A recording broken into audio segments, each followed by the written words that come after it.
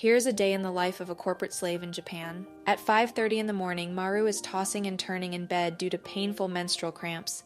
It's day one of her period and the pain is killing her. But no matter what, she has to get up and go to work. If she calls in sick, the odds of getting the green light are slimmer than hitting the jackpot, and there's a good chance she'll get scolded by her manager. Maru drags herself out of bed and moves at a snail's pace.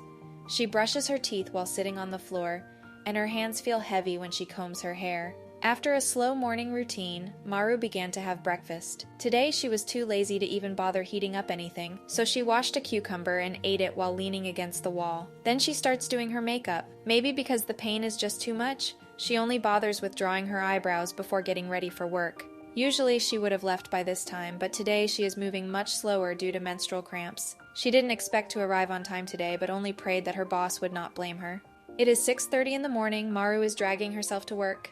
She has no appetite and feels like a total zombie, so she even forgot to bring her breakfast, just a boiled egg and coffee. She's feeling like she might puke or pass out or both. After a long hour on the train, Maru finally makes it to the company at 8 a.m. She can already hear her managers nagging. Then it's grinding time until 11:30 a.m. when Maru has to leave for a client meeting. She was 5 minutes late for the morning meeting and was scolded by another female senior colleague.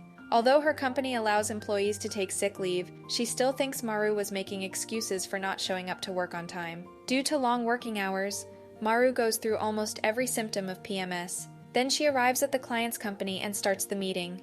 At 2 p.m., the meeting finally ends. But there is another one in 2 hours. So Maru goes to a coffee shop to buy snacks because she hasn't eaten anything all day. She takes a pain reliever to alleviate her cramps and waits for the meeting as her manager will be there. If the pain affects her at the meeting, it's going to be a total disaster. At 3:45 p.m., Maru arrives at the client's company to negotiate business deals.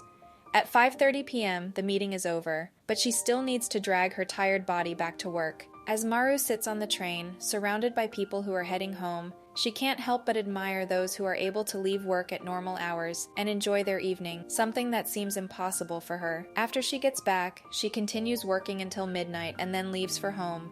She goes into a convenience store to grab some dinner and then heads home. As Maru walked, she remembered being scolded by her manager for not handing him work files while she was answering a client's call. She feels caught in the middle of her boss and the client. No matter what she does, she would always be blamed. As she sat alone with her dinner and music, Maru suddenly felt a wave of sadness wash over her. She couldn't help but break down in tears, feeling trapped in a life like this. Perhaps she is used to dealing with stuff like this. She was able to quickly adjust her mood. She finished her dinner at 1 a.m. and was relieved that her pain had subsided. After washing up, Maru goes to bed. Despite the late hour of 2 a.m., this is the earliest she has gone to bed this month. And so ends another day in the life of a Japanese corporate slave. So how much salary would you willing to be paid to work like this?